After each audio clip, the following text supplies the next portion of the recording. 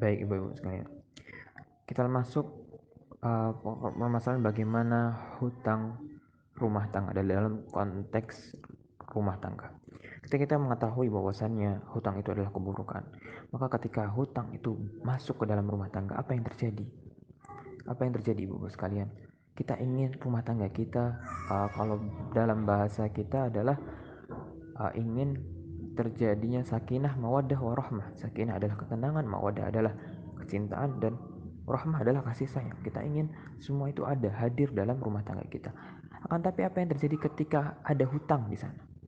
Ketika ada hutang di sana, maka inilah yang menjadi perpecahan di antara kita, perpecahan di antara suami dan istri.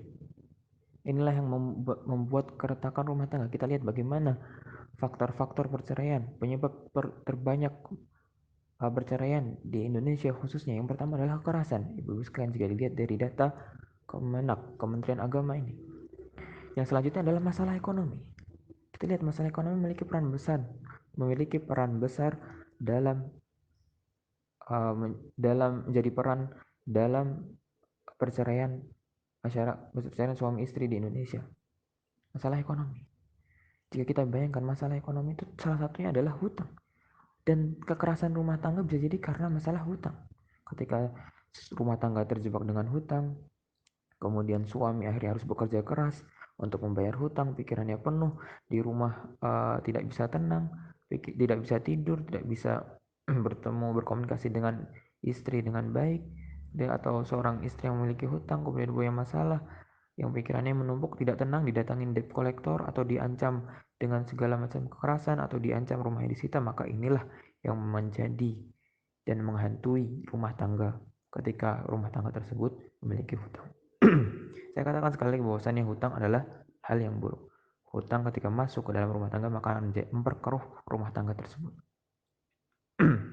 Jika kita lihat dalam kitab suci, saya ingin ibu melihat kitab suci ibu apapun, silahkan lihat bagaimana firman Tuhan membicarakan tentang masalah hutang. Kebetulan kalau saya di ekonomi syariah, maka saya akan melihat Al-Quran.